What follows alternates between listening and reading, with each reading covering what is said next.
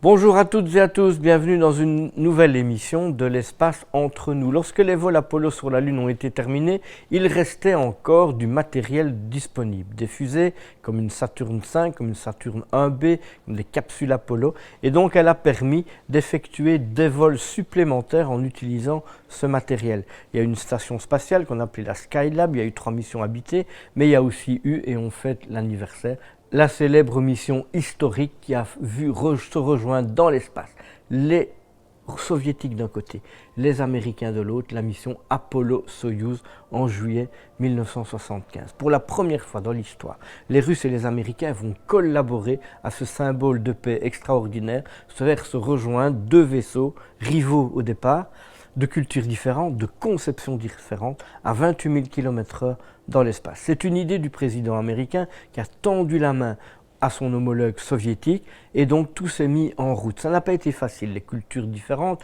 apprendre la langue, le russe, les Américains, pas évident du tout, mais néanmoins ça a fonctionné et ça s'est terminé par une solide poignée de main entre le commandant américain Thomas Stafford et le commandant soviétique Alexei Leonov, qui est aussi le premier homme à avoir marché dans l'espace, cette poignée de main historique qui a été serrée dans un sas en fait, un no man's land entre le vaisseau américain et le vaisseau soviétique.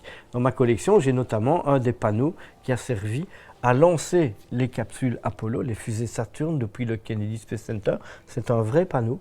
Voilà, il a donc aussi lancé Apollo du côté américain pour la mission Apollo-Soyouz. Alors il y a des tas d'anecdotes à raconter, évidemment. On est en pleine guerre froide.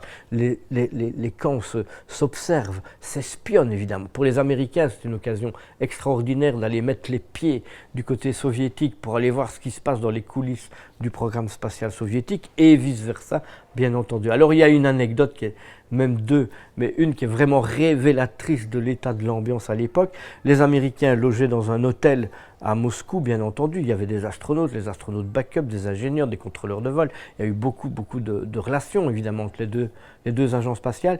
Et un jour, les Américains discutent une dernière fois avant d'aller dormir. Ils sont dans le couloir de leur hôtel et il y a un des Américains qui dit « Ah, on est quand même vachement bien reçus par nos amis soviétiques, mais la vodka, moi j'en ai un peu marre. Qu'est-ce que je donnerais pour avoir une bonne bière ?» Et là-dessus, tout le monde éclate de rire et va dormir. Le lendemain matin, quand ils se lèvent et qu'ils ouvrent les portes de la chambre, un bac de bière devant chacune des portes de la chambre, la preuve qu'il y avait des micros et que leur conversation était écoutée en fait 24 heures sur 24. Alors une autre anecdote, mais celle-là elle est en vol.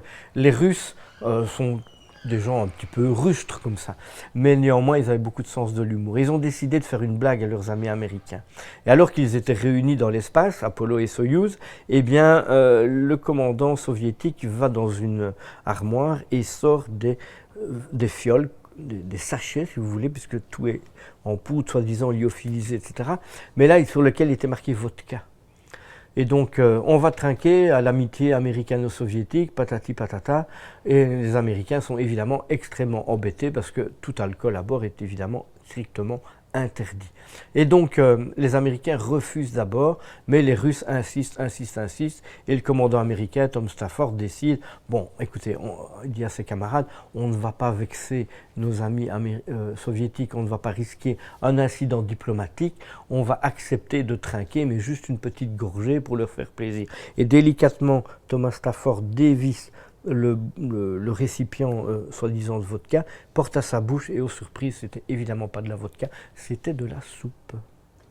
Lorsque les ingénieurs du côté américain et les ingénieurs du côté soviétique se sont rencontrés pour voir comment amarrer deux vaisseaux de conception tout à fait différentes, oui, les trappes par exemple n'avaient pas le même diamètre, l'atmosphère dans les cabines n'était pas la même non plus, donc il allait falloir réguler la pression atmosphérique dans les deux cabines de conception différentes. Donc ça a été un challenge technique assez compliqué.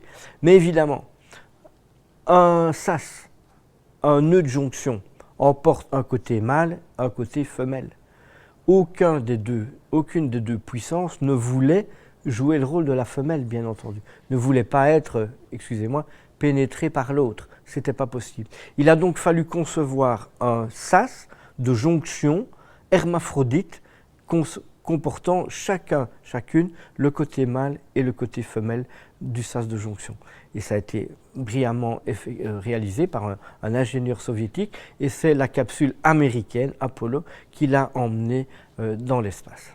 À bientôt pour une nouvelle émission, bien sûr, à la rentrée probablement de l'espace entre nous.